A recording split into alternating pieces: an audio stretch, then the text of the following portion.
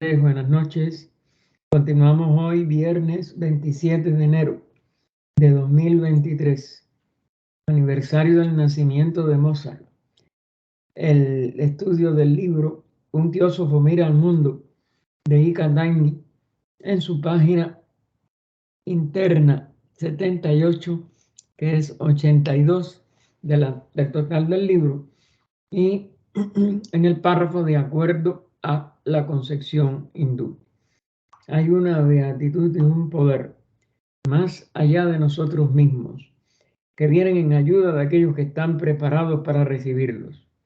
Volvámonos hacia aquellas grandes fuentes, de las cuales se emanan incesantemente la fortaleza y la inspiración para todos los que, olvidando el yo, están resueltos a aprender y a compartir sin reservas. De acuerdo a la concepción hindú, el hombre es en esencia el ser uno, corporizado en todas las cosas, y en su propia naturaleza interna es eternamente libre y bendito, y solo necesita realizar esta verdad y llegar a conocerse, rechazando todo lo que no sea su verdadero yo, con el que su conciencia en su ignorancia lo ha identificado invariablemente. Es decir, el ser humano, a la vez que desciende a estos mundos tan materiales, en una etapa como la nuestra, que es la que acaba de pasar el promedio de la mitad de toda su duración y de todo su desarrollo, porque claro, más o menos coinciden, no exacto, pero sí hay un acercamiento a que a mitad del ciclo, es decir, en la cuarta ronda, después de terminada la cuarta raza, y en el inicio de la quinta, desde el inicio de la quinta, el, el ser empieza a conocerse, digo, empieza no, tiene ya la capacidad de conocerse a sí mismo. Por eso es que él lo pone de esta manera. Nosotros, si entramos en nosotros mismos, somos ya capaces de liberarnos de nuestra actual confusión entre lo que es la conciencia que experimentamos y los vehículos que siguen oscureciendo esa conciencia y que nos siguen permaneciendo en la ignorancia de que somos estos cuerpos, con los cuales estamos identificados, sobre todo el físico, en el nivel promedio actual de evolución. Pero no solo tiene uno que liberarse de la ignorancia de que no somos el cuerpo físico, sino que no somos el emocional, no somos el mental, es decir, no somos ninguno de los cuerpos con forma, que son los que tienen la mayor capacidad para mantenernos en esa ignorancia. Indudablemente que a la vez que esos cuerpos de la personalidad son trascendidos, que ya vienen los samadhis en relación con la parte superior de la mente, que ya no tiene forma, que ya es más fácil de sobrepasar en su maya, en su apariencia. Y Buddhi-Atma, pues, eso se acelera enormemente. Y el ser puede entrar entonces en la conciencia de que es libre totalmente. Y de hecho se libera aún de su espíritu individualizado. Y es cuando deja de ser un ser humano. Y conscientemente se reconoce como el Purusa, pero no un Purusa separado, sino el Purusa universal, el uno. Y por ello puede entonces empezar, si se sacrifica, si renuncia al descanso, esa es la condición de la voz del silencio, sobre todo la que más le insiste,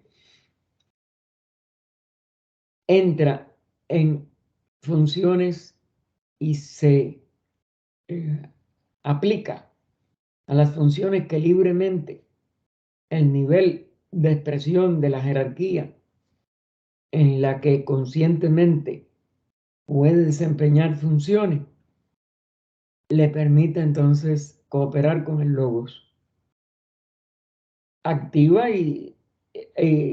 vamos a decir, por el tiempo que no tiene ningún ciclo de necesidad que lo arroje, está libre, totalmente libre. Y por tanto se reconoce como el espíritu uno porque es la única realidad.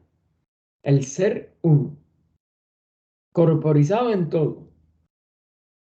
Es decir, se manifiesta como cuerpo en todas las cosas manifestadas, es decir, en todo el Manvantara. El hombre tiene que desprenderse de las capas que lo envuelven una tras otra. Esas capas sobre todo son estas que física, de deseo, mente. Esas son las difíciles. Esas son las que ofrecen resistencia porque tienen un predominio de materia sobre la capacidad de identificarlas a través nada más del espíritu. Esa materia nos lo impide. Hasta ahora se impone su forma sobre la vida que la anima. El mundo es demasiado grande para nosotros al principio. Debemos arrebatarle la llama que quiere extinguir. Es decir, el mundo representa un nivel de expresión de la forma y de la materia que para nosotros es ahora excesiva.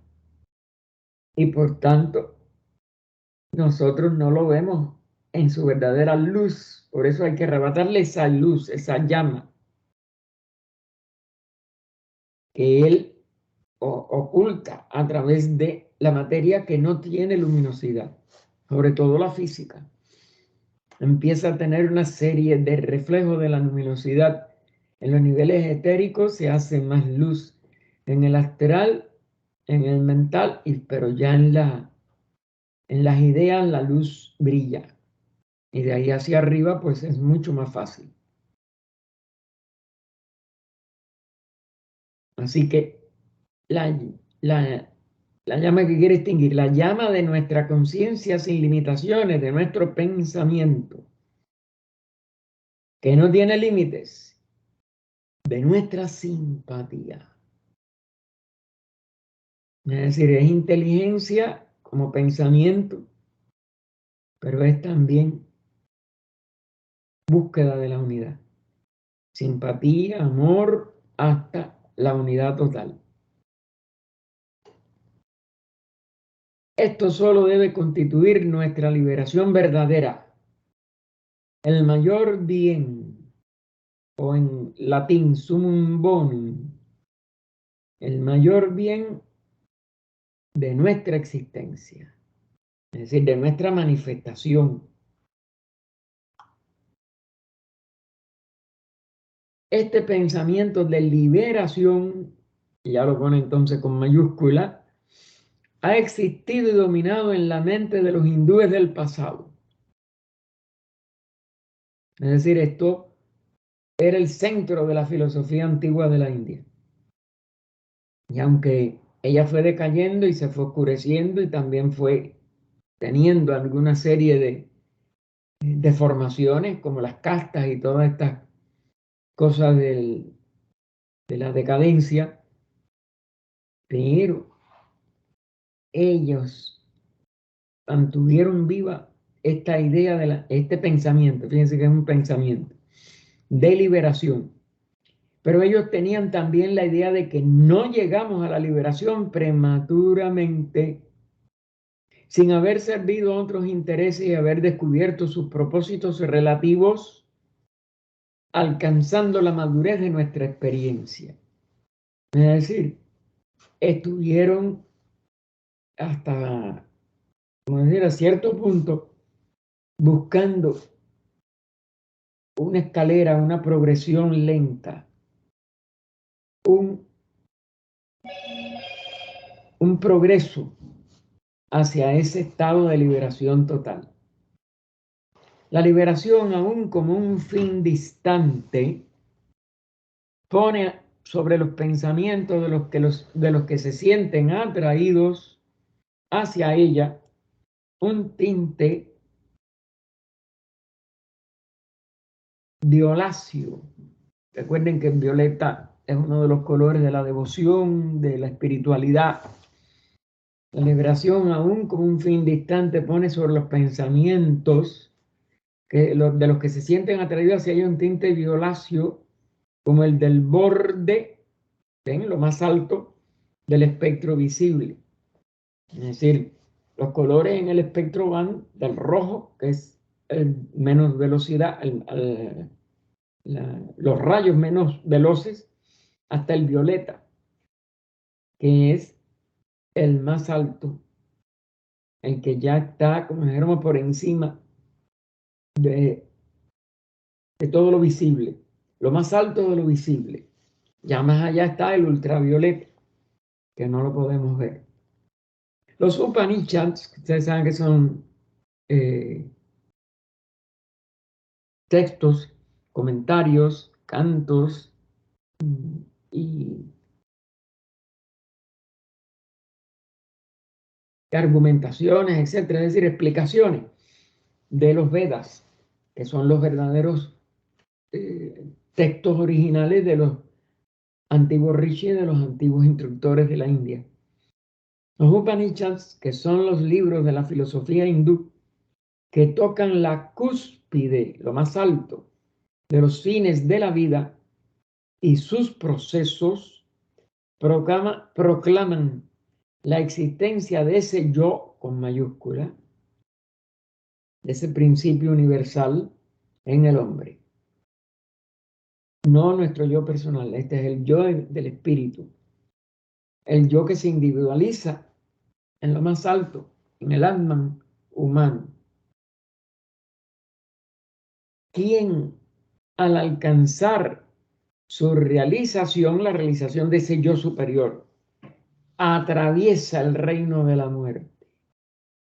Es decir, se va más allá del ciclo de necesidad, que es el que está dentro de la ley de reencarnaciones sucesivas, de progreso lento, de expresiones sucesivas también en cuerpos muy densos, en personalidades con un yo ya, no con mayúscula, un yo aparente, un yo transitorio, un yo mortal. Reflejo claro de ese yo, pero hay que comprender esa reflexión en su integridad. Así que quien al alcanzar ese ser humano, al alcanzar su realización, atraviesa el reino de la muerte. Ya más nunca puede volver a encarnar ni estar sometido a lo transitorio. Es decir, vence la obligatoriedad de los nacimientos que se repiten. Es decir, nos vamos más allá de ese ciclo y más allá de la necesidad de las reencarnaciones sucesivas. Ahora es una necesidad. Ahora es obligatorio para nosotros, mientras no nos conozcamos a nosotros mismos. Mientras no descubramos o autodescubramos ese yo libérrimo, ese yo universal, reflejado como yo individual, y por tanto hagamos innecesario tener que volver a encarnar. Y obtiene ese estado que está por encima de la acción de las fuerzas que construyen y destruyen habitaciones siempre temporarias. Es decir, esas fuerzas que nosotros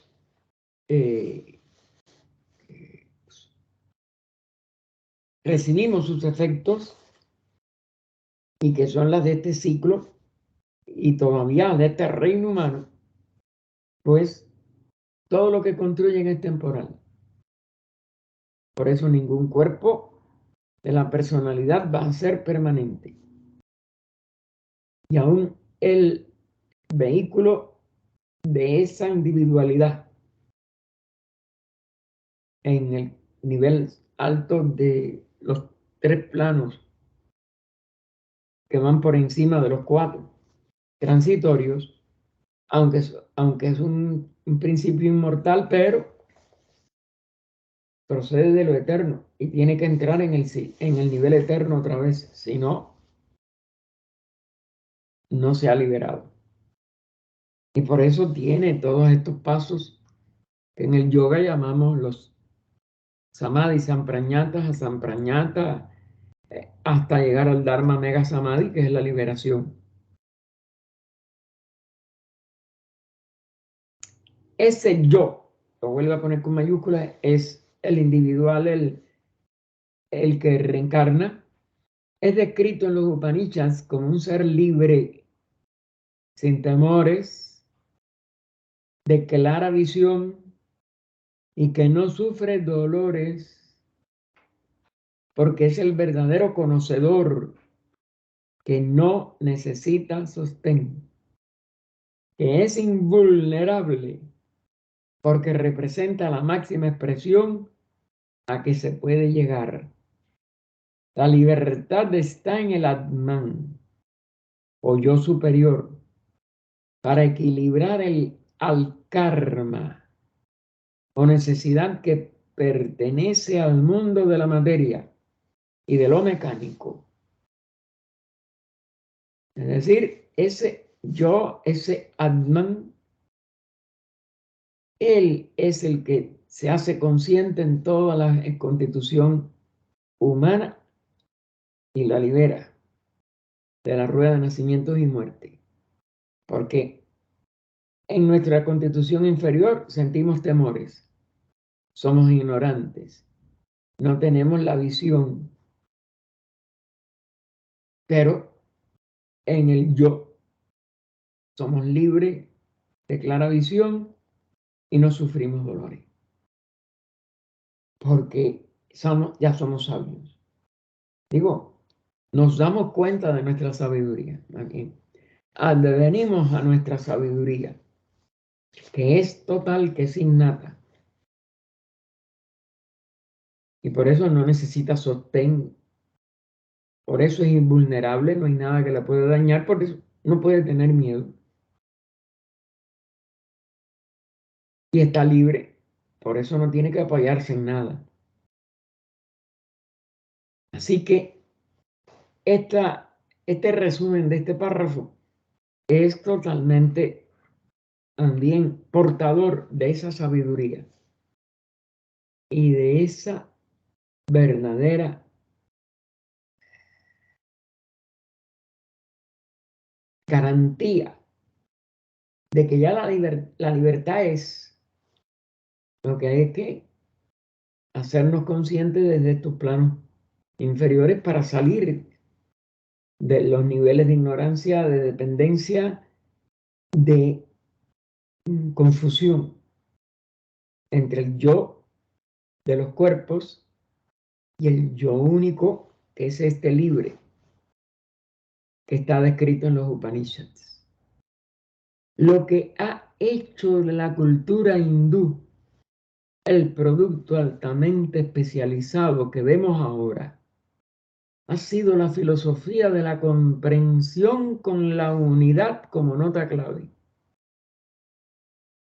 Filosofía de la comprensión de la unidad, o con esa comprensión de que somos uno, y pone otra vez unidad con mayúscula, como es natural. Y la interdependencia, aún de las expresiones inferiores, personales, etcétera, como corolario, siendo la individualidad bajo la forma de dharma individual, la nota dominante. Es decir, ese dharma que no es fijo, que siempre está elevándose cada vez que lo cumplimos, cada vez que somos, vamos a decir, cada vez que Él brilla en nuestra conciencia y lo ejecutamos, empieza a ascender y ascender y ascender y ascender. No es un deber o una ley estática. Dharma es dinámico y pertenece a lo superior nuestro, a la individualidad. Y por tanto se hace dominante a la vez que empiece a despertarnos uno, o a despertar uno al nivel de Dharma, pues el yo inferior queda totalmente postergado primero, eliminado totalmente después, y así sucesivamente. Gaspar, Sí, dime. eso quiere decir que eso es el propósito del karma, que nosotros entendamos ese dharma. Claro, claro. Y él deja también de ser nuestro esclavo. Dejamos de ser esclavos al karma. Lo disolvemos en la nada, por eso no tenemos ni que reencarnar más. Eso quiere decir que mientras tanto nosotros, dharma es la misión que tenemos. Yo sé que la misión ulterior es esa, conocerse a sí mismo y unificación. Claro. Pero nosotros tenemos que reconocer nuestro dharma que vinimos a hacer en esta vida a través de ese karma.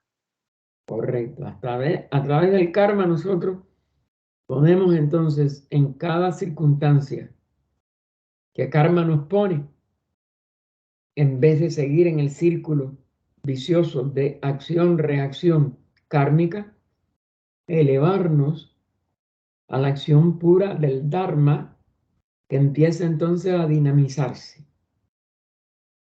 O nosotros a comprender que es dinámico, vamos a decir, a realizar que es dinámico. O sea que mientras más aceptemos nuestras circunstancias y los retos que nos da la vida y los enfrentemos, más entonces se abre ese paso, Correcto. ese camino.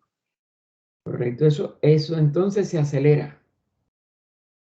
Wow. Y se hace un movimiento constante. Por el mismo cumplimiento de cada Dharma, te elevas al siguiente y al siguiente y al siguiente y te estás liberando de todos los karmas. Wow. Gracias. Son estas notas las que constituyen la escala de valores que determinan la cualidad de los hindúes con las variaciones en el modo de vivir del pueblo de la India. Lo que es su verdadera cultura, no estas modas de imitar a Occidente, etc. Los que se siguen basando en la filosofía, aunque todavía muchos de ellos tengan algunas, como si dijéramos, distorsiones o confusiones o no una entrada de verdad en la dinámica de Dharma, pero si no se apartan de su trayectoria original, sino que la elevan, porque claro, se habían quilosado mucho por la tergiversación de determinadas, la cristalización y de generación de determinadas enseñanzas que las convirtieron en dogmas. Y hoy, ayer o antier, y con mucha pena, con un alarde, vamos a decir, era uno de los aniversarios de algo de la India, y lo habían, como dijéramos, exaltado con un desfile militar para que se viera el poder que tenía el ejército. La India era un país de paz, y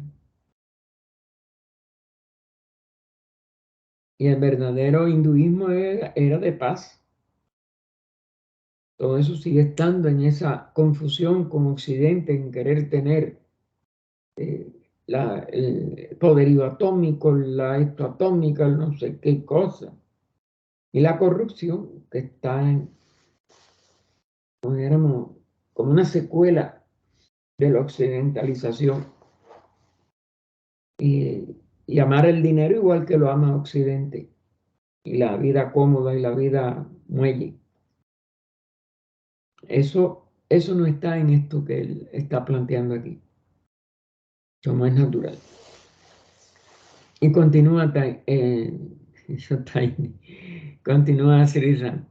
Bueno, eran como hermanos. Ha existido siempre en el individuo un fuerte sentido de orden natural. ¿Ven? Ese es el que no se puede perder. Ese te lo da la naturaleza, la contemplación de la naturaleza, tanto externa como interna.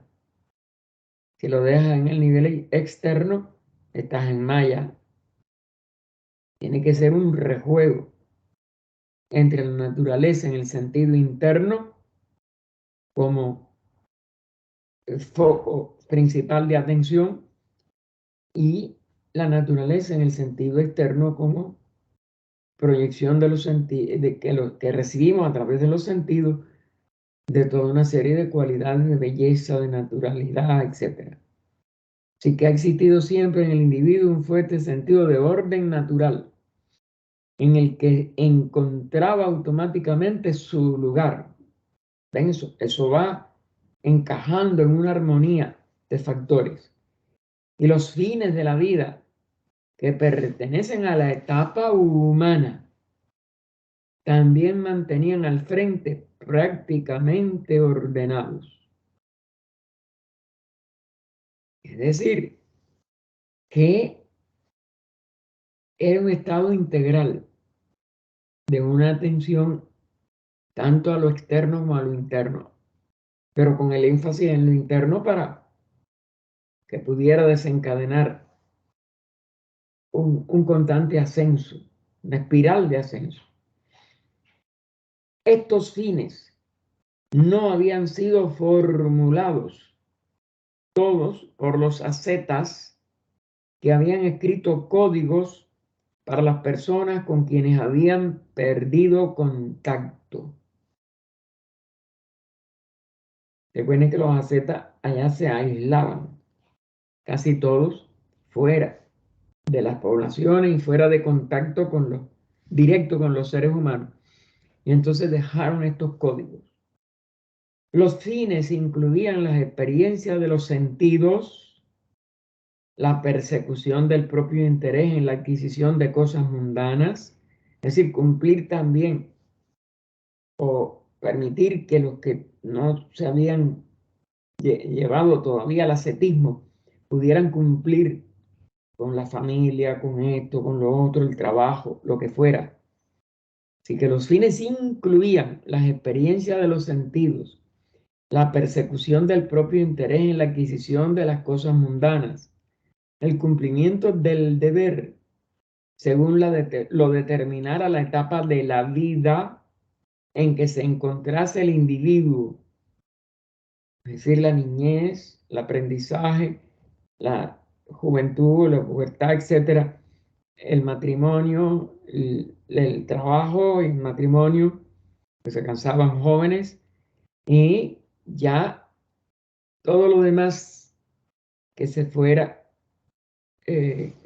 como dijéramos, determinando por la etapa que se estaba viviendo. Y también en relación con su evolución. Llegaban más lejos a los más altos, los más avanzados, los que podían llegar a ser brahmanes. Los otros quedaban, al menos por muchos años, en todavía en ese cumplimiento de las obligaciones de familia. Los hijos, los mismos nietos, etc.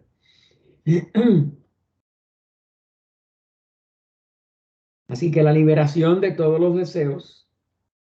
Y por último, porque, repito, cuando ya se había cumplido con todo lo anterior y la persona podía seguir ascendiendo porque ya tenía la capacidad, Por último, la liberación de todos los deseos, encontrándose cada cosa en el lugar que le correspondiese momentáneamente. Ese todavía no era un renunciante. Ese todavía tenía que nada más que liberarse de la parte de los deseos. El gozo no se desterraba, pero se lo limitaba con el deber. Limitado. Pero indudablemente todavía tenían que pasar por etapas donde hay placer, dolor, etc. El gozo no se desterraba, pero se lo limitaba con el deber. La conquista de la riqueza no era cosa prohibida, pero parte de ella debía de ser para el beneficio público. Es decir, se iba limitando aún en personas que no habían alcanzado las etapas de liberación, ya se iban limitando lo personal, lo separado con el bien público. Y si, como es natural, tenían alguna riqueza, la tenían que poner al servicio de primero de la familia, después de la comunidad, hasta donde llegara, de acuerdo a lo que llegara. La liberación era la meta, pero ella no llegaba hasta que el individuo había absorbido y asimilado las variadas lecciones y experiencias de la vida. Porque la reencarnación te va dando que ese progreso no puede ser en una sola ni en la primera encarnación de todos, o en las primeras, sino que se va profundizando de acuerdo al volumen y a la calidad de las experiencias, y sobre todo a que cuando se llegaba a determinada etapa de progreso, ya el hombre tenía que empezar a conocerse a sí mismo para poder entrar en lo más alto. Y por eso había que absorber y asimilar estas lecciones y experiencias de la vida en cada encarnación. Porque nadie puede, como si dijéramos, convertirse de chiringa en coronel. Es decir, empieza en niveles modestos y tiene que entrar en niveles más altos de acuerdo a la cantidad de asimilación y de absorción de las lecciones y experiencias de esas encarnaciones. Un código así permite que se pueda realizar cada uno de los fines, porque el ideal no está por encima de las posibilidades del hombre común. Es decir, se le pone una serie de lecciones a aprender, pero no se le va dando, vamos a decir, la imposición de lo que todavía no puede llegar a asimilar, sino que él tiene que ir avanzando y tiene que saber dosificar cada encarnación hasta donde puede llegar. Un código así permite que se pueda realizar cada uno de los fines, porque el ideal no está por encima de las posibilidades del hombre común. Se le pone hasta lo que cada hombre común puede llegar. Los ideales supremos, ya la liberación, etcétera, eran aprender a conocer la vida espiritual y vivirla. Aun cuando esto no estuviese al alcance de todos y se reverenciaban estos ideales por sobre todas las riquezas y goces de los sentidos. Es decir, no se le exigía a todo el mundo que en la primera tuviera que llegar hasta la renunciación, pero sí estaban en los códigos, estaba en ese código, vamos a decir, general, Y la persona tenía que seguir hasta ver dónde podía y qué nivel de renunciación se atrevía a él poder pronunciar y poder realizar. Los ideales supremos eran aprender a conocer la vida espiritual y vivirla, aun cuando esto no estuviese al alcance de todos, y se reverenciaban estos ideales por sobre todas las riquezas y goce de los sentidos. El reconocimiento del valor relativo de estas cosas constituía en sí una forma de educar el alma, no a la personalidad, que todas no podían asimilarlo al mismo nivel, pero el alma se iba educando y eso iba repercutiendo en cada encarnación.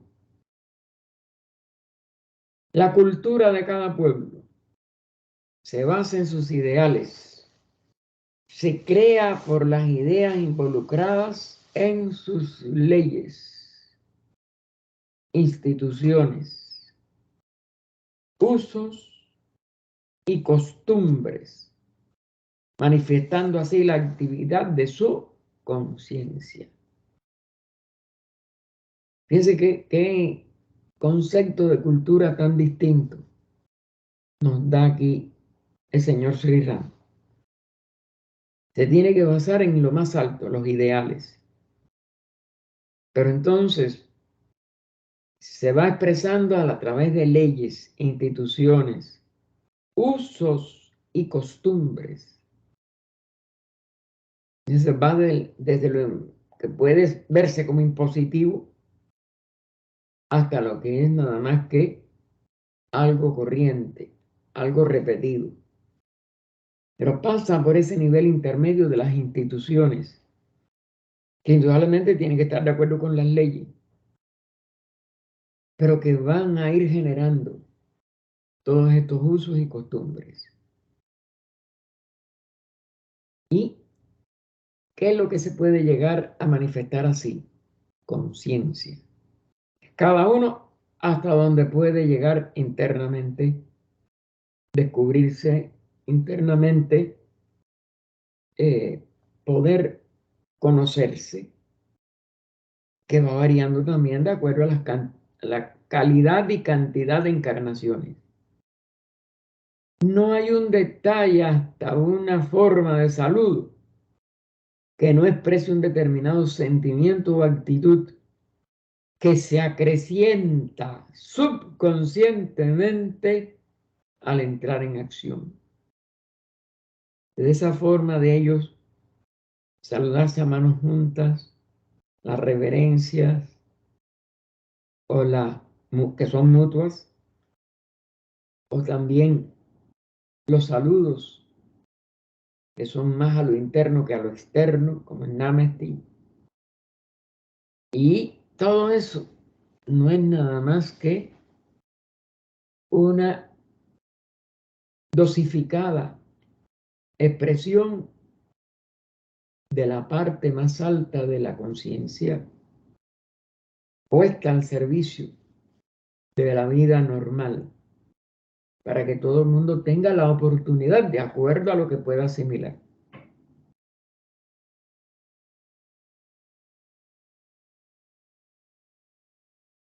Las formas de actividad que perseguimos regularmente, formas de actividad que perseguimos regularmente, las expresiones que empleamos habitual e inconscientemente, son manifestaciones de algo que está en nosotros. Es decir, que se gestó una serie de resortes para que nosotros despertáramos algo que ya está dentro de nosotros. Esa es la sabiduría con que esta gran nación y esta gran etapa del inicio de nuestra raza, fíjense que ellos inician la edad de oro y están todavía ayudando algo en el Kali Yuga.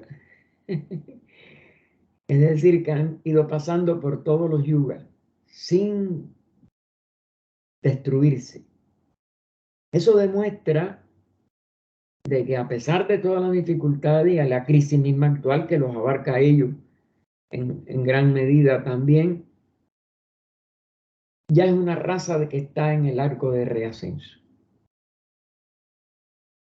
y que puede transmitirse por los 4 yugas, el de oro, el de plata, el de bronce y ahora el de hierro, aunque claro, muy limitada en esta última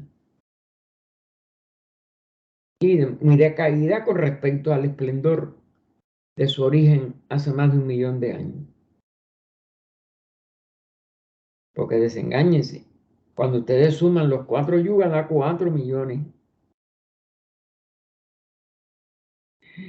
Entonces, claro, esto no ha pasado así completo porque ha habido superposición, etcétera. Esto es muy difícil de nosotros poderlo, como dijéramos, medir con nuestra ignorancia actual de los ciclos en lo interno. Pero todo esto, en la forma que lo está planteando y cuando nosotros nos damos cuenta de la inmensidad que ningún historiador le da a la India, ni lo admite ni como posibilidad. Nosotros que sí tenemos una serie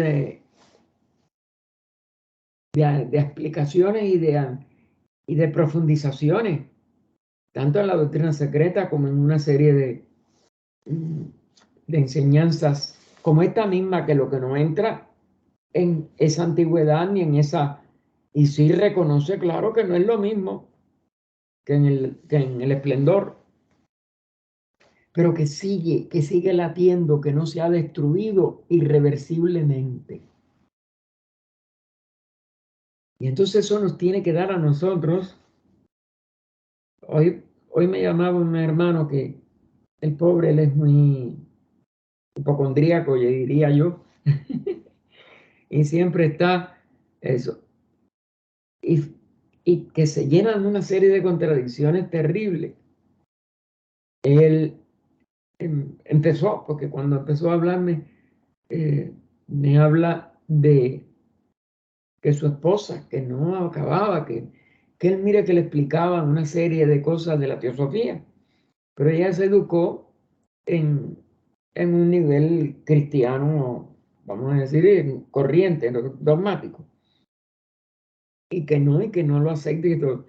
Pero entonces él mismo cae en contradicciones y tampoco le aceptaba toda una serie de esto de enseñanza de que estamos en Kali Yuga y que el Kali Yuga va a durar 420 y pico mil años y que nada más que ha pasado 5.100 y pico. ¿Qué podemos nosotros hacer? Si nos desesperamos, nosotros estamos cayendo en la misma ignorancia. ¿Estamos? Es decir, la misma ignorancia que él se desespera porque su esposa no comprende. Yo me doy cuenta, yo la conozco también a ella, aunque ellos no viven aquí. Pero bueno, yo la he tratado y yo me doy cuenta de las limitaciones de ella son hasta, ella no es, él sí es cubano, pero ella no. Entonces es de otro país de Latinoamérica. Es totalmente diferente. Aparte, él es nieto de un teósofo. Él es hijo de una teósofa. ¿Cómo no va a comprender que esas limitaciones que están en su esposa, él no las puede, como dijéramos, después empezar a repetirlas con otras palabras, pero en el fondo la misma incapacidad de comprensión? Entonces le dije, mira, acuérdate que igual que hablamos bueno, de los yugas, por ejemplo, y que estamos en el 4.º yuga y el yuga más inferior y que nada más que tenemos un pequeño recorrido de ese yuga y que quedan muchos, no hay nada tampoco relativo. Digo, no hay nada tampoco total en lo que tú sí estás poniendo como totalidad. Igual que ella no puede comprender relativamente hablando lo que no fue para ella la posibilidad de una manifestación inteligente, etcétera, etcétera, sino que es que Jesús es el Hijo del Hombre, que Él lo hace todo, y todo eso es absoluto. Y sabemos que relativamente hablando, claro que todo instructor realiza un sacrificio por la humanidad, pero que nadie puede salvar a otro por otro, que todo el mundo tiene que hacerlo por sí mismo y que todo es relativo en la manifestación. Pues también lo que tú estás diciendo es una totalidad que no es posible. La manifestación es siempre relativa. ¿Dónde hay absolutividad? En la seidad absoluta. La seidad absoluta no se puede manifestar. ¿Por qué? Porque toda manifestación es relativa.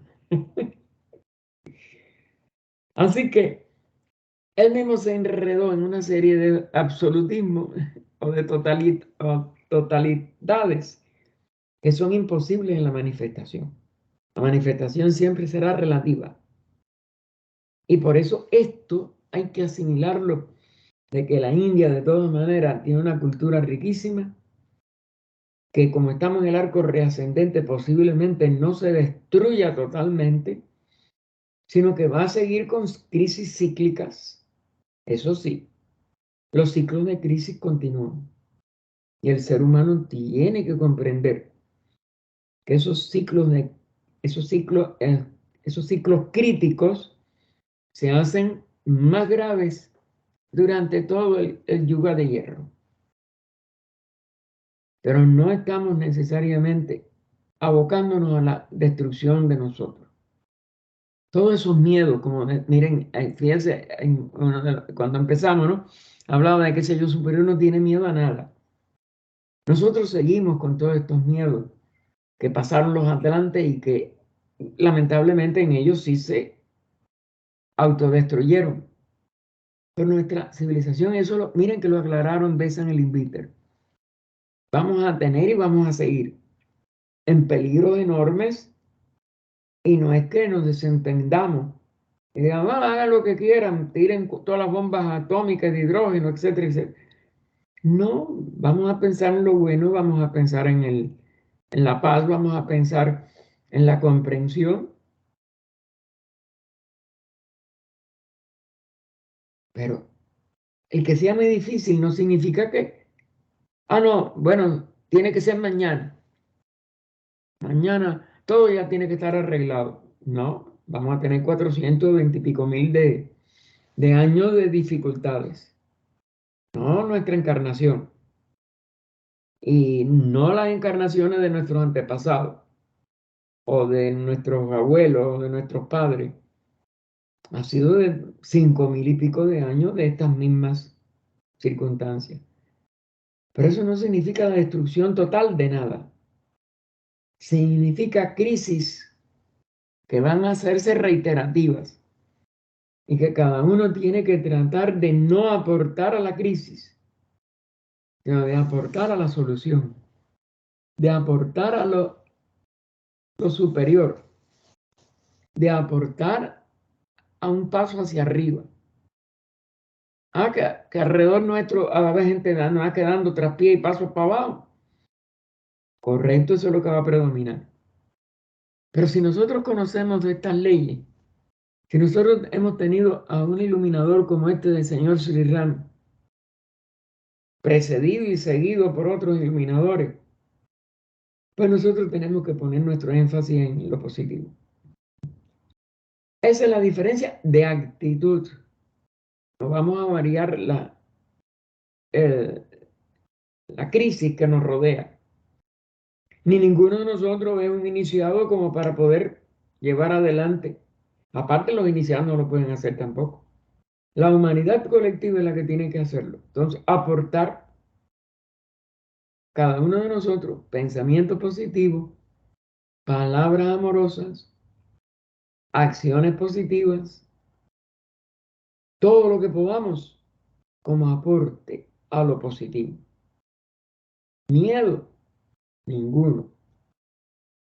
La vida es eterna, la vida es progreso, se rige por la ley de evolución, estamos en el ciclo ascendente y tenemos siempre que contribuir a lo mejor a que ese ciclo, dentro de las limitaciones actuales, se acelere.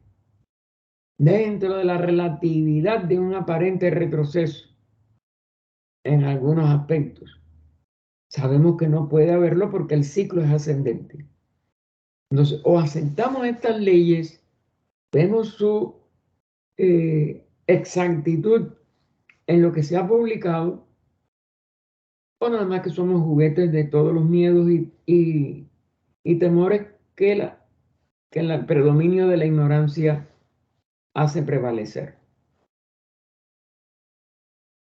Y por eso tenemos que decidir, pierdo mi tiempo en miedos, pierdo mi tiempo en depresiones, o lo empleo en lo positivo, lo que va hacia arriba, ¿qué puede pasar?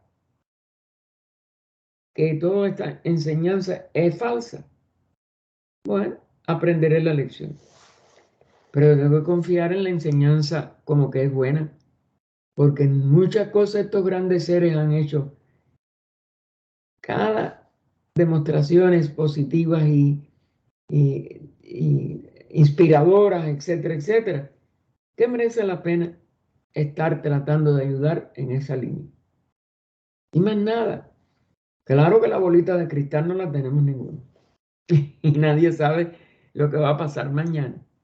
Ni interesa en cierto aspecto. Porque, como decía Amado Nervo, ¿no? En plenitud, si tu mal tiene cura, ¿por qué te apuras? Y si no tiene cura, ¿por qué te apuras? Entonces, bien, en los usos y costumbres, que es lo que fíjense que está en el tercer y cuarto lugar. Primero es las leyes, pero después son estos usos y costumbres del pueblo hindú en sus reacciones a las circunstancias. Como decía, creo que Ortega, no, yo soy yo en mi circunstancia. En sus reacciones a las circunstancias, en su literatura, desde las dos grandes epopeyas de la India, el Mahabharata y el Ramayana, su música, su arte, su culto, que ahí también la Sociedad Teosófica, la Teosofía, hicieron una labor extraordinaria para la reavivación de esa cultura. Que sigue decadente porque estamos en una decadencia universal. Y estamos en una crisis, correcto. Pero siguen existiendo centros como Kalakshetra, como toda una serie de cosas que estaban totalmente desconocidas aún para los contemporáneos de los inicios de la sociedad en la India misma. Para todos, eso se revivió de las cenizas. Así que todo está, y su culto, que igual los puya, es como la misa cristiana, tiene una serie de cosas, aparte que no sea para nosotros tan inspiradora como la misa cristiana, porque no es nuestra religión, pero ese culto, uno de los que lo mejoró, lo decía Emilce en el último que recibí de ella, que ella fue, no, eso fue ya anoche, yo creo, cuando ella dice que fue al Bharata Samaj, al ritual, que es en el templo, un templeito chiquito, allí no hay templos enormes, el más grande es de la Iglesia Católica Liberal, porque es el que puede tener mucho público y tiene bancos y tiene todo, pero bien, lo único que uno se siente raro porque se entra sin zapato, igual que en todos los edificios de la India y de Adyar sobre todo, eso se mantiene.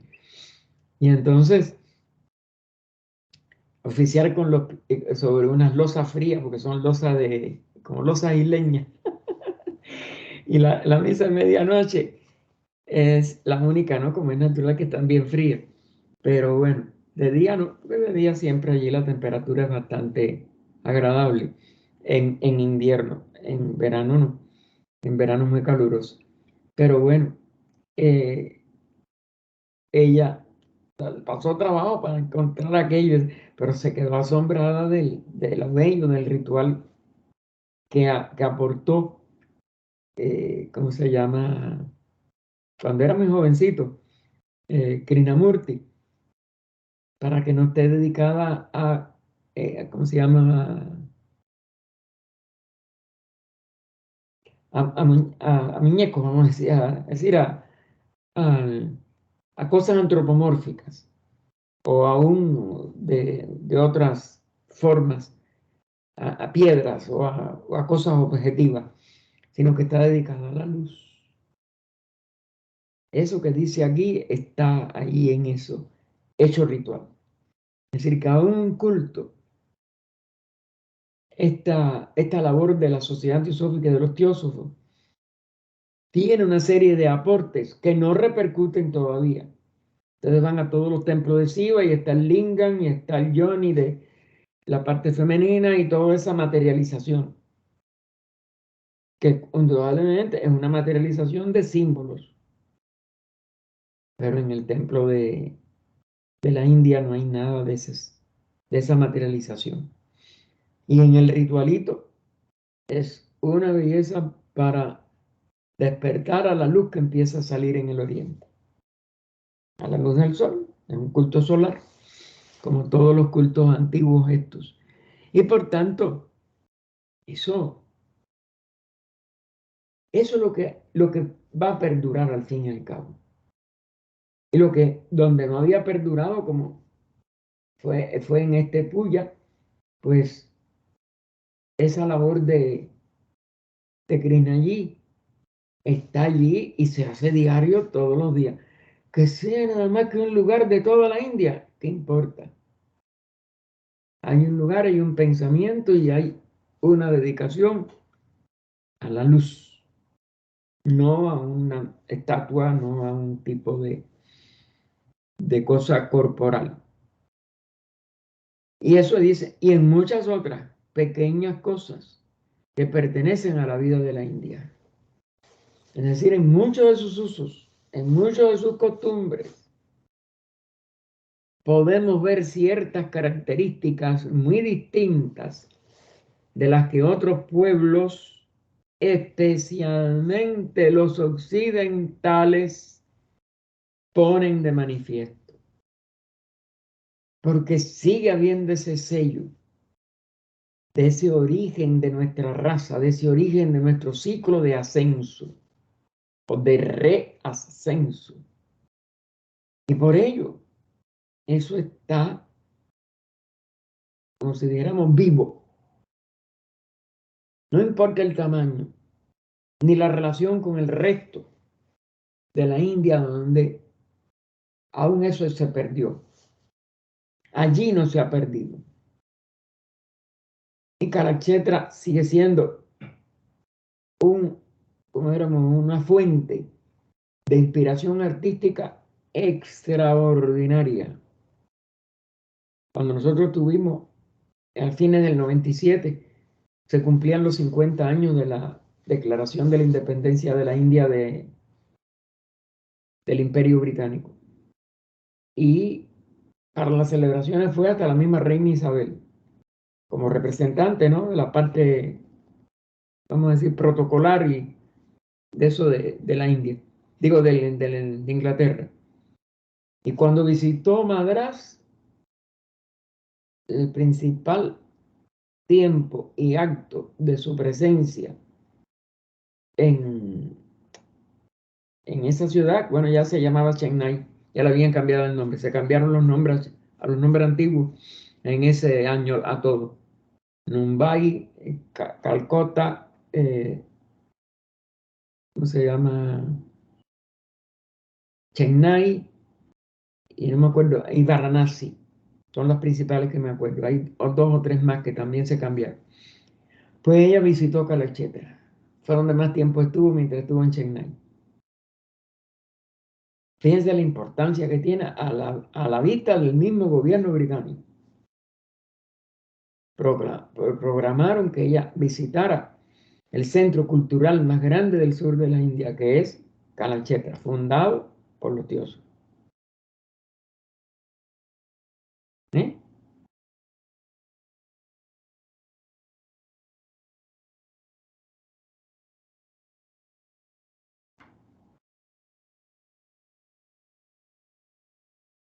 La diferencia fundamental que vemos entre Oriente y Occidente es que mientras que el Oriente se ha nutrido con una filosofía de comprensión, es decir, no dogmática, en el nivel filosófico, aunque claro, limitada a lo mental y tiene su parte teórica que hay que seguir viviendo para poderla elevar a la trascendencia más allá de la mente. Es decir, que con una filosofía de comprensión que encierra tanta verdad como la mente del hombre puede alcanzar, ¿ven? Sigue estando limitada a la mente, al manas, no llega a la unidad de la vida real y del espíritu, pero no se encierra. En el nivel filosófico, la India no ha caído en tanto dogma. Algunos occidentales la ven más dogmática que ellos mismos, y también eso, porque el occidental es mucho más dogmático y la sigue viendo.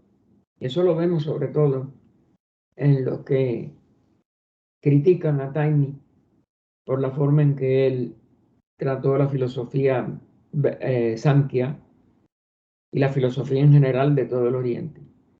Así que la diferencia fundamental que vemos entre Oriente y Occidente es que mientras el Oriente se ha nutrido con una filosofía de comprensión que encierra tanta verdad como la mente puede alcanzar, la occidental ha sido abandonada a sus propios recursos y obligada a buscar y actuar sin guía.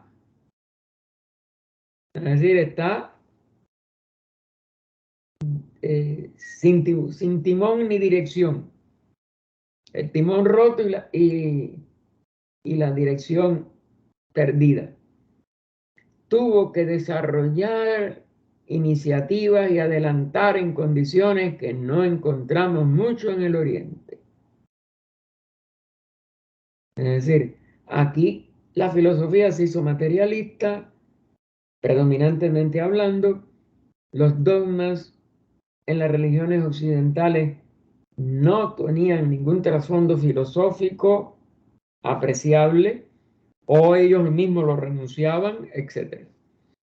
El occidente se caracteriza por una eficiencia en lo práctico y en lo científico que complementa la comprensión, el equilibrio y la visión, sobre todo esa, del Oriente.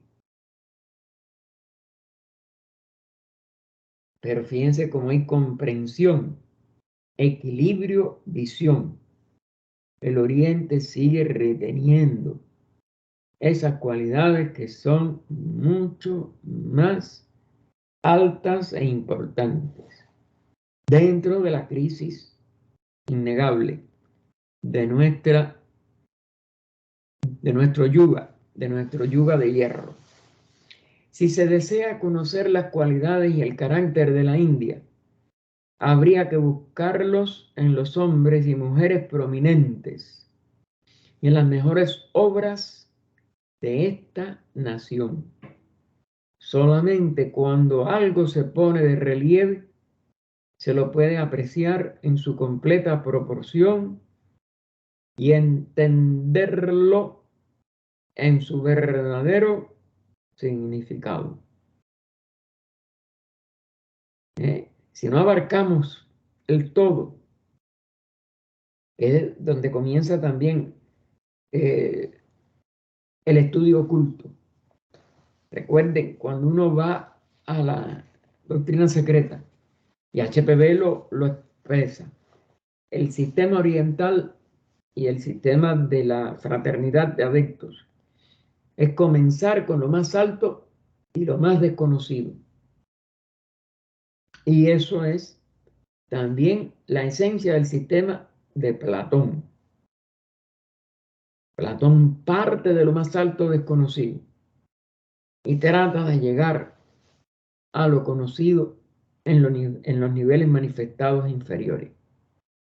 Por eso se parte de la suprema deidad o de la suprema seidad, más bien, que es la esencia del todo del cual surge la deidad como aspecto espíritu o purusa, y la manifestación en el espacio que modifica ese purusa para que aparezca como prakriti diferenciado. Porque en la esencia, durante la etapa o el pralaya inmanifestado, está la unidad, pero no hay nada que pueda manifestarse. La manifestación siempre es esa polarización del espíritu que se manifiesta en el espacio. Claro, desde cierto punto de vista, eso está en el primer capítulo del Génesis. El Espíritu de Dios se movía sobre la faz de las aguas, pero no parten de la seidad total, ni hay ningún concepto expreso de esta realidad durante el Pralaya. Quedan algunos, como éramos, retazos, que se ve que el que escribió eso tenía que haber tenido también esa comprensión, pero no está explícito, queda implícito. Y entonces es diferente totalmente, porque en Occidente tratamos de ir de lo conocido hacia lo desconocido, por análisis, por toda una serie de aplicaciones ya de la mente, y nos quedamos cortos con lo de arriba, y no podemos ni tan siquiera tratar de, como si dijéramos, de adentrarnos o de partir de lo más desconocido y lo más adentro para poder comprender entonces lo manifestado y con lo que estamos relacionados. Así que bueno, habría que para conocer las cualidades y el carácter de la India, habría que ir a los hombres y mujeres prominentes y en las mejores obras de esta nación. Solamente cuando algo se pone de relieve se lo puede apreciar en su completa proporción y entenderlo en su verdadero significado. Desgraciadamente, las obras y modelos preeminentes hay que buscarlos en el pasado de la India. Eso que Occidente no acaba de valorar y mucho menos de adentrarse adecuadamente. Es allí donde encontramos las cualidades de la India en su mejor expresión, en toda su fuerza y su pureza. Y eso también es casi que terreno desconocido o hasta negado. Pues si se niega la antigüedad, usted está negando a esos hombres, a esas mujeres, en esos orígenes de nuestra civilización y de nuestra raza raíz, la quinta.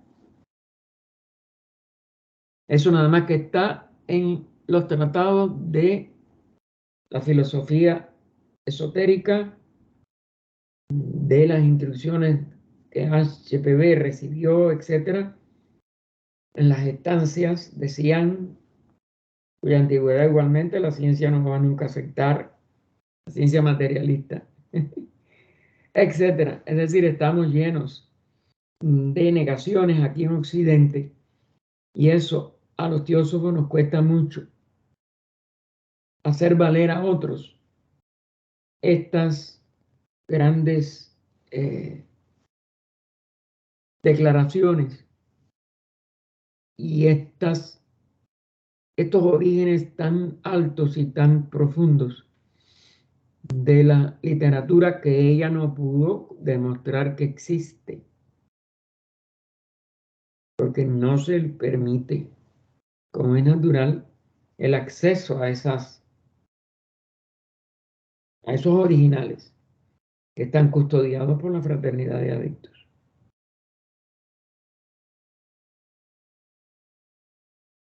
A causa de las condiciones que han surgido en los últimos tiempos, puede decirse que el alma de la India ha retrocedido un tanto. Y eso, como es natural, ustedes saben que se agudizó después de su muerte, a fines del siglo XX y este comenzar del XXI, que ya va por el 23, ya vamos a llegar a un cuarto de siglo, pues es bastante triste y es bastante doloroso. Y ese retroceso, nada más que a lo que parece, fíjense que él dice, puede decirse que ha retrocedido un tanto y que ese retroceso lo que se agudizó, sobre todo en este primer cuarto del siglo XXI. Y en cierto modo, se ha desprendido de las formas, con el resultado de que ha habido un divorcio entre el alma y el espíritu de la India, y que el alma ha podido absorber influencias y elementos extraños a lo que debe reflejar. Y eso es lo que ya él vio eso.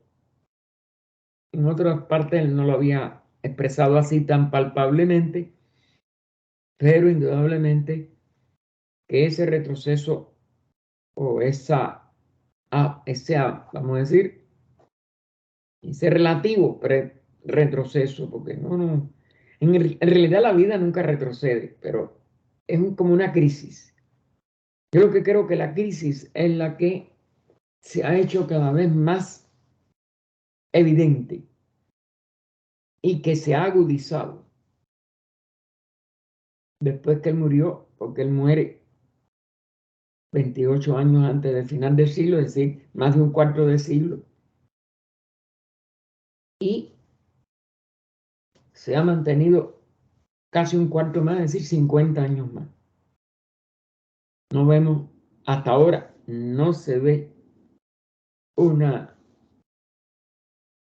recuperación, es lo que se puede decir. Esto que él le está poniendo aquí continuó. Él muere en el abril del 73. Él, por tanto, hace ahora los 50 años. Ahora en abril va a ser 50 años de su muerte. Y esos 50 años han sido idénticos a lo que él escribió aquí. Habría que ver la fecha de esa charla que él dio. Quizás sea todavía más. Me parece que sí, que fue antes de que él muriera. Bastante antes de que él muriera. Este libro se publicó en la década del 50 del siglo pasado. Así, hace unos 75 años que ese proceso ya no se ha revertido. Y eso es de preocupar, como es natural. Así que, con el resultado de que ha habido un divorcio entre el alma y el espíritu de la India, y que el alma ha podido absorber influencias y elementos extraños a los que debe reflejar, se ha producido de este modo una pérdida gradual de las características hindúes. Correcto. Hoy en día cada vez son más occidentales y menos sui generis. Y existe una tendencia a adoptar usos y costumbres que no siendo la vívida, esto ahí falta el acento, que no siendo la vívida expresión del espíritu interno, han hecho daño a las nuevas generaciones. Y se sigue agravando. Las nuevas generaciones cada vez son más occidentalizadas, más superficiales, más libertinas, más divorciadas del alma y del espíritu de la misma India. Últimamente hemos tenido una reacción en contra de estas falsas manifestaciones, pero ella ha sido de carácter político superficial. Y lo que yo les decía, lo sigue siendo, siguen estando corruptos, hay como éramos, así que una unanimidad de expresión de que cada vez el gobierno de la India es más corrupto y más occidental, y por tanto más proclive a estar fuera de los usos y costumbres de la India, más guerreristas, más a favor de armas atómicas, más polarizados en las luchas religiosas, sobre todo contra los musulmanes. Claro, los musulmanes también han ido en retroceso de una manera, como si dijéramos, cada vez más superficial y más, nada más que el yihad. Y ustedes lo ven en lo que han hecho de hacer retroceder a lo que se había tratado bueno, de remendar, porque era un remiendo, pero bueno, de todas maneras, en Afganistán, y que ya le quitan otra vez a las mujeres que puedan estudiar. Irán, que porque no estaba bien puesto el yihad, pues matan a una muchacha o dejan que muera o lo que fuera. Y todas las protestas y es seguir matando y matando y que tienen que ponerse todas estas tonterías y el hombre mangoneando a las mujeres, que ellas no pueden ni tan siquiera estudiar u otra cosa. Ya no es que tenga que cubrirse el rostro, que sean las esclavas de los maridos o lo que sea. Es que es una barbarie entronizada a nivel de una edad media, del islamismo mismo. Es decir, que van también ellos para atrás de una manera terrible y bastante negativa.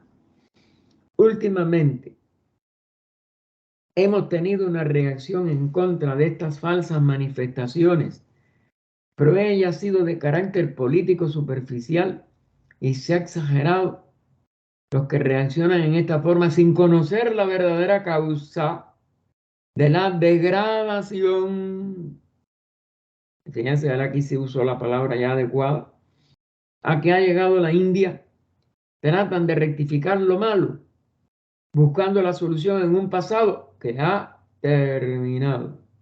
Lo que le decía de Afganistán, de Irán, también, es decir, tanto hindúes como musulmanes quieren ir a un pasado que ya terminó, en vez de avanzar ambos a un futuro de mayor elevación interna, de mayor comprensión entre todos, aunque se mantengan las leyes superiores, leyes de la vida superior, no las leyes de discriminación, que son completamente diferentes, y que el ser humano, sea hombre o mujer, no es que sean iguales, porque se va a la superficialidad siempre y a la exageración, o que la persona es la que tiene que determinar qué sexo quiere tener en su cuerpo, ¿no? Eso es lo que todavía hay diferencia de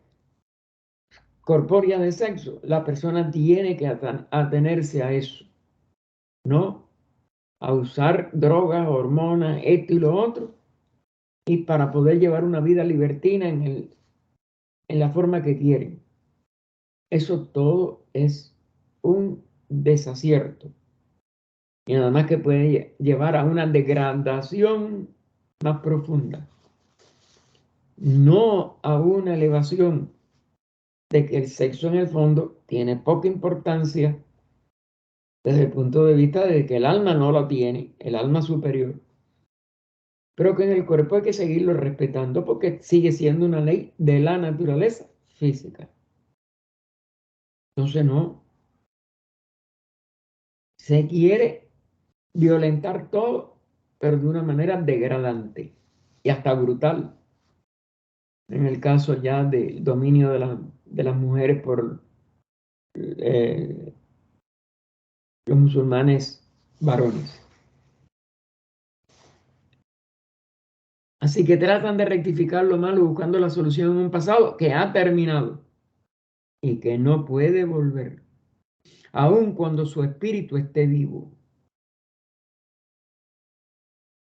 ¿Cómo elevar ese espíritu para que funcione con la nueva, con el nuevo Dharma, con la nueva etapa, con el nuevo ciclo de la manifestación humana? La degeneración de la India se debe, según el decir de uno de los grandes maestros, a que se ha sofocado su espiritualidad. Eso está en una de las cartas. Se ha sofocado su espiritualidad. Y ese era el Dharma de la India. Enseñar, ser un ejemplo, ser un crisol de verdadera espiritualidad para que se abandonaran las diferencias, las grandes confrontaciones entre las religiones del mundo. La espiritualidad no es religiosidad, es espiritualidad. Otro de los errores que no acabamos nosotros de poder enfocar correctamente. Es un problema de enfoque. Ahí sí eso es así. Ahora que la India ha vuelto a nacer por la segunda vez a la libertad, fíjense que esto que lo está haciendo por lo menos en los 50 o algo así, en el 48 que nace de segunda vez a la libertad. Podemos esperar que los hombres y las mujeres que saben pensar, pongan sus mentes en asuntos de importancia fundamental y que la libertad externa lleva a los corazones de la gente un impulso interno que les dé el valor de liberar su mente y su alma al par que su cuerpo y su historia. Eso es lo que queda todavía por hacer. Elevar el alma verdadera de la verdadera India espiritual y hacerla que se eleven esos cuerpos ya libres a un alma que busca conocerse a sí misma para identificarse con su espíritu verdadero. Eso es lo que el paso que puede resolver todo este problema, y no solo el de la India. Occidente también tiene que darlo. Occidente desde otro punto de vista o desde otros aspectos de los puntos de vista, pero también tenemos que ya empezarnos a conocer a nosotros mismos aún en Occidente. Ya no puede ser el Oriente solo el que tenga esta herencia.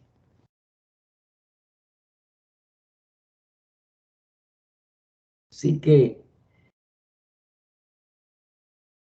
tiene que darle el impulso interno que les dé el valor de liberar su mente y su alma, al par que su cuerpo y su historia. Lo que la India tiene que hacer es dar al mundo la contribución de su originalidad. que es propia de nuestra raza, y que la India fue la primera que, como en la antigua Aryavarta hace 1.000.000 de años, o más de 1.000.000, repito, lo proclamó a través de rishis divinos, porque fueron los que fundaron la raza, que se humanizaron y fueron los que escriben los Vedas, etcétera, etcétera. Primero esto repito, es que es más que milenaria, es multimillonaria. ¿Eh?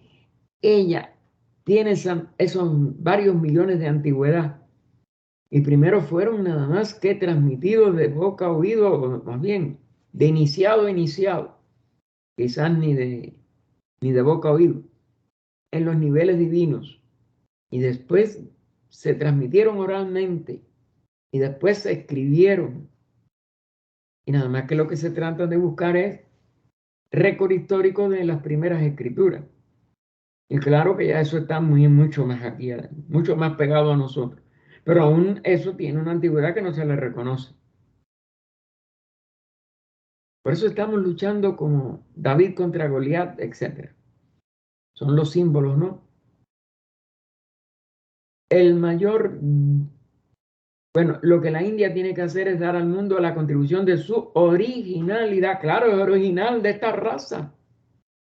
El mayor don que uno puede dar es el don de sí mismo. Porque cada uno posee algo que no puede ser dado por ningún otro. La unicidad de cada ser humano cuando se descubre a sí mismo, cuando se autorrealiza totalmente.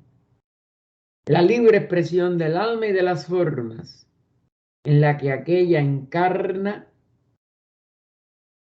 las formas en lo que encarnamos, el alma es la que se tiene que expresar libremente, es lo que todo el mundo espera inconscientemente.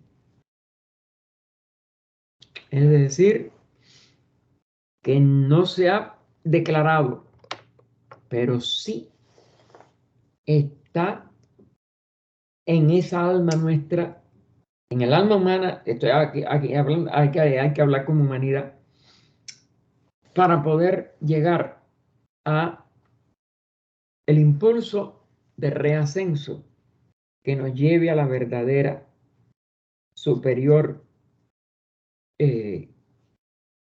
como si dijéramos,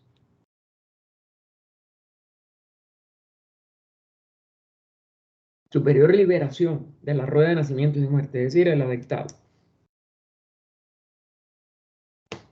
Entonces vamos a dejarlo aquí para el 3 de febrero, y es la 81, que en la totalidad es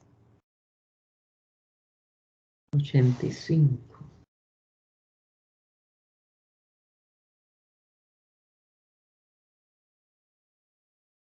Desde el punto de vista.